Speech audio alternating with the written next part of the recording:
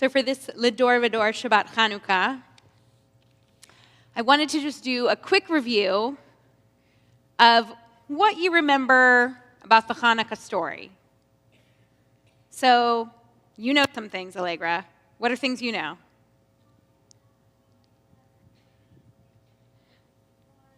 Yeah. So there's dreidels, there's Maccabees, there's hiding, there's menorahs, there's light, there's oil. There's all of these things happening. There's a big battle. But so the Maccabees, you know the story of Mattathias and his sons. So the sons were Judah and Eliezer, Simon, Yochanan, and Yonatan. We know they fought the Greeks. We know they liberated our holy temple from idolatry that the Greeks had brought into it. And they returned the people of Israel to worship God, which they had not been allowed to do. We know the story of the lights, the miracle of the menorah, in which one tiny jar of oil burned for 8 nights, demonstrating that God had returned to the midst of the Jewish people. We know that the Maccabees minted coins and celebrated God's miracles in rescuing the Jews. But some say that we forget that the Maccabees had a sister. That's what? Who's their sister? Great question, Allegra. So there's a story that says the Maccabees had a sister and her name was Dena. I also found another story that said her name was Elisheva, but we won't debate that today. But it was because of her, they say, that all of these miracles came to be, and that she is actually the real hero of the Hanukkah story. So, to share the story with you, when Antiochus, the king at the time, and the rest of the Greeks brought idols into the holy temple in Jerusalem, what did the Jews do? Does anyone know? What? Oh, no. The other person, yeah. Yeah. Right?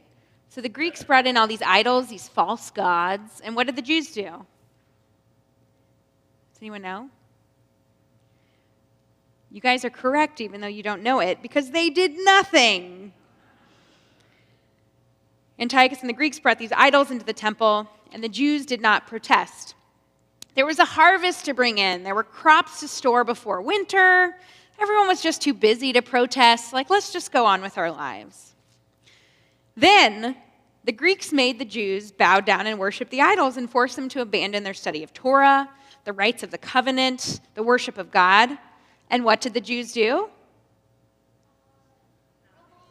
Nothing. They did nothing. They said, we have families to raise, we have children to teach, we have elders to care for, homes to tend. Who has time for politics? We don't need to get involved. Then the Greeks brought their idols to the towns of Judah and forced Jews to abandon their God and the God of their ancestors, to bow low to Zeus. And what did the Jews do? Nothing. They did nothing. No one stood up and protested. They said, who needs trouble? Who wants to face down armed soldiers? After all, we're only farmers. It's better to keep quiet, they said. Let's lay low, attract no attention. I bet the Greeks will just go away. But guess what? They didn't go away.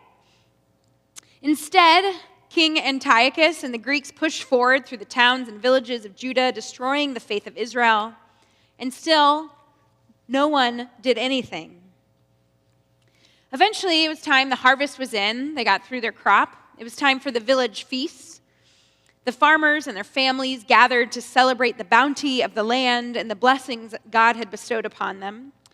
The Jewish farmers and craftsmen, the shopkeepers and the laborers, they all came together for a night of celebration.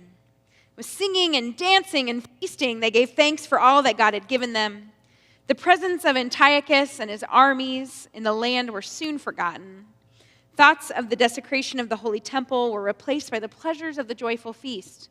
We don't need to think about it. We've got our crop. We're celebrating. Antiochus, we've got our feast.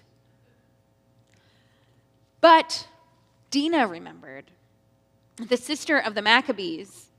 She could feel the sadness of the holy temple.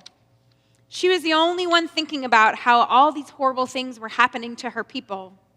She wondered why no one else seemed to notice. Why didn't anyone else seem to care? Why did they do nothing or say nothing when all of these changes started to take place? She cried out to her brothers, "Jerusalem has been ruined. Our temple has been wrecked. Why don't you do something?" I thought they could ask her the same thing, but I think the idea is that she's like 8. So there's that.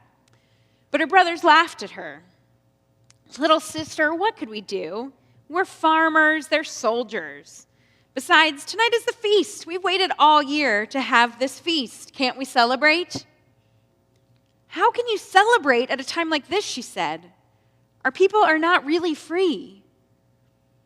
After much arguing, her brother Simon took her aside and said, "Why are you so upset? Why can't you be thankful for what we have right now?" Dena looked her older brother in the eyes and said, "Because we have so much work to do." At that moment, at least one of her brothers realized that his sister was right. There was too much darkness in the world, and pretending it wasn't there wasn't going to make it better. And thus began the miracle of Hanukkah that we all know. Mattathias, Judah, Eliezer, Simon, Yochanan, Yonatan were all heroes, but the hero who inspired them to fight for their people was their sister Dena. The story reminds us that when the world was plunged into darkness, all it took was one tiny light. When the world was filled with fear and despair, all it took was one tiny spark of courage and hope. When the Torah was taken from the Jewish people, all it took was one loyal family. It has always been this way, it is taught. Light, hope, courage, loyalty. It always begins with one special soul, one light. Our duty is to notice darkness and not to ignore it, even if we have light in our own lives. Surrounding ourselves with the lights in our lives is not enough. We are told that we need to use our light to take away darkness we see in other parts of the world. Our job is to see others who are surrounded in darkness and bring light to them. Our rabbis teach, as Rabbi Greenstein often likes to quote, that the shamash, the helper candle of our Chanukiah, it does not diminish when it lights other candles. Its light does not become dimmer. It stays the same. It only helps spread light. It grows. In this story, Dena was the shamash of her family, and she is our reminder to be that light that spreads light, to say, this is not good enough. There's too much darkness in our world. And so at Hanukkah, as you light your Chanukiahs, either with us again later tonight at dinner or in your homes, I hope that you remember, as you take your shamash and light the other candles, that you too are a shamash, like Dena, that can help inspire change in our world. Shabbat Shalom, Chag Urim Sameach, happy holiday of light.